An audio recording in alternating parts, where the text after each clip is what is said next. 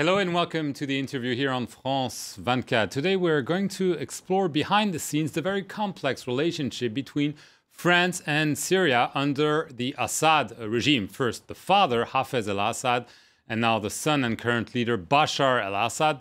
This is a book co-written by Christian Chesnot, who's a reporter with France Inter Radio, and Georges Malbrunot, who is a reporter with the daily Le Figaro. It is a book with lots of anecdotes, lots of analysis about missed opportunities, blunders, misreadings from France. You recount the tensions during, for example, the presidency of Jacques Chirac, the short-lived honeymoon between Nicolas Sarkozy and Bashar al-Assad, and finally the descent into the civil war in 2011. Thank you for being on the set. So I want to go immediately to 2011. And at the beginning of 2011, everything seems to be fine between Paris and Damascus. The head of the intelligence of Syria comes to Paris to prepare for a visit by Bashar al-Assad. January 2011, a month after a lunch at the Élysée Palace between Nicolas Sarkozy and Bashar al-Assad, Ali Mamlouk, chief of the intelligence, comes to France in order to prepare with Claude Guéant the upcoming visit of Bashar al-Assad. And 2 months later, there are the first demonstrations in Damascus. At the beginning, the ambassador there, Éric Chevalier, and the intelligence service didn't write that the Syrian regime is going to collapse. On the contrary, for months, they said, be careful, Assad regime is still strong, etc. But in Paris, they didn't want to hear this kind of message, mainly because we failed to forecast the failure of Tunisian regime and Egyptian regime. And the French diplomacy made terrible mistakes at this time in Egypt and Tunisia. So in order to forget these mistakes, they choose, Alain Juppé, Foreign Ministry, and the Élysée choose to jump very quickly and said Bashar al-Assad is going to collapse, and to impose this view on the intelligence service and even on the Éric Chevalier, the ambassador in Syria.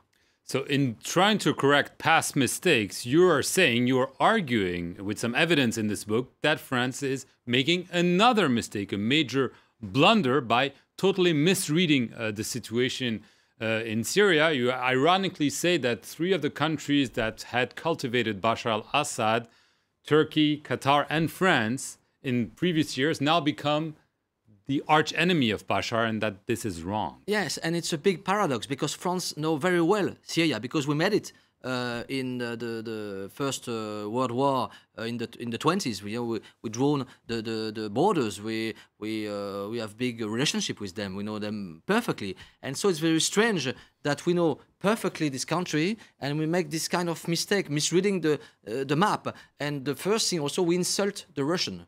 At the beginning, it was a big mistake because the key was in Moscow at the beginning, because Moscow is a big ally with Bashar, and so we insult them. And we sell a story to the French opinion that we are in a revolution, a peaceful revolution, and Bashar will fall very quickly.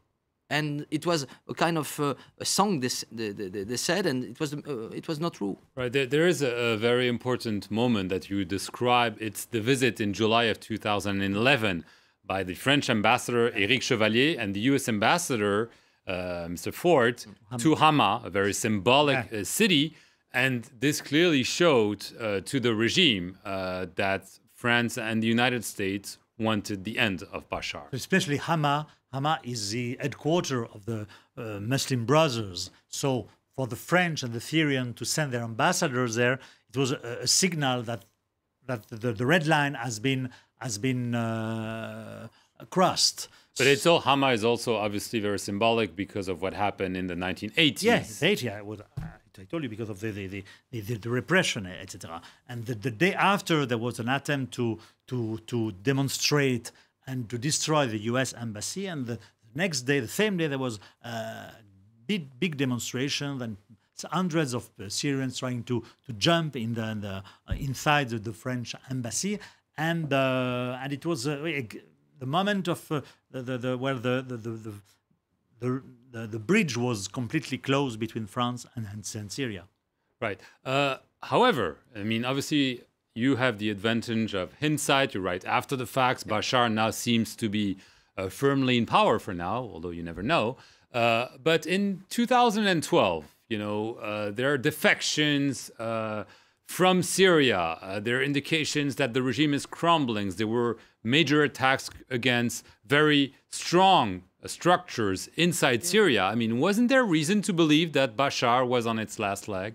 There was some signal, but at the same time, when you look at the defection, for instance, the general Manaf class, but we know that Manaf class was representing nothing, in the Syrian regime. He was out of the power since 1 year.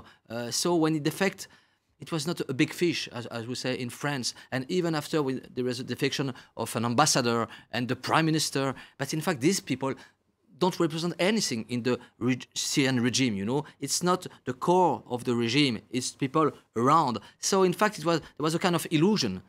We have the illusion that the Syrian regime was falling down, but in fact, it was not, the system was there, and it much stronger than exactly, stronger, because it's not the Tunisian regime, it's not the Egyptian regime. You have Assad clan, of course, which is supported by the Alawite minority, supported by the Christian minority, the Druze, and supported by the rich merchants in Damascus, Aleppo. So if you had all these people from the beginning, you have 30-40% with Bashar al-Assad, not necessarily by love, but by default. So we completely didn't read correctly the situation from the beginning. Was there really a moment when there was the chemical attack reports and the so-called red line, where the French, that's what they've been telling us, were ready to strike and the British backed out, and especially Barack Obama decided, well, we're going to have to wait. I mean, is there some truth to this, that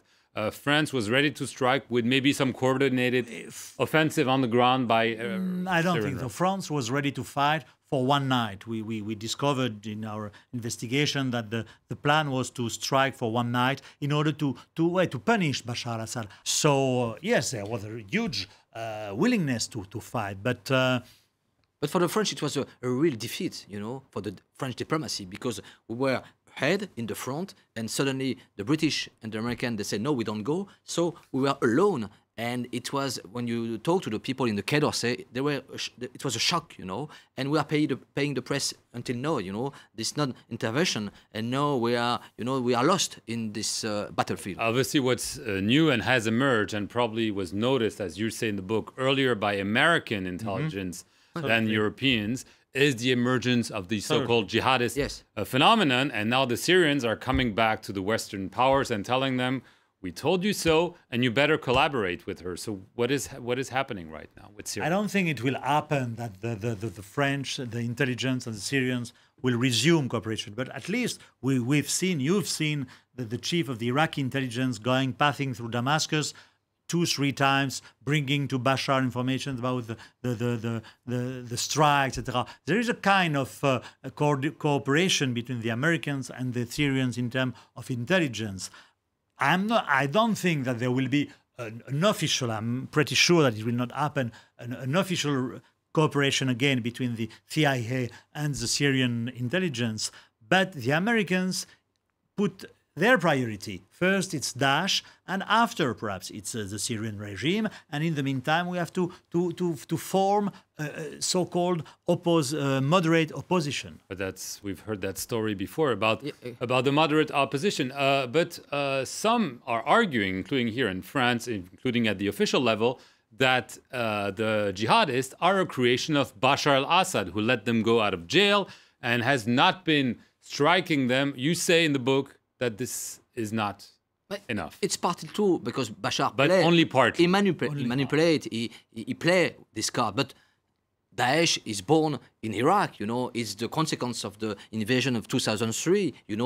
This convergence between the Ba'athists and the jihadists, it was in the American jails in Iraq. And there was an opportunity with Syria to merge the two fronts. But in fact, the real source of the Islamic State is coming from Iraq and Baghdad. So you think Bashar has won very quickly and will stay in power?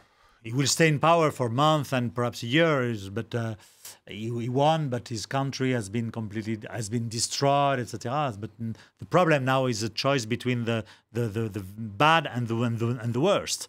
So it's not really a very good choice. But in the short term, yes, Bashar won. Right. But you see the contradiction when the French, they are helping the Iraqi Kurdish and not the Syrian Kurd, because they are if we do that, we help the Kurdish in Syria, we will help Bashar al-Assad, so we are doing nothing. Okay. Thank you very much for coming and sharing your thoughts with us on this very complicated but interesting region. Thank you for watching the edition of The Interview here on France 24.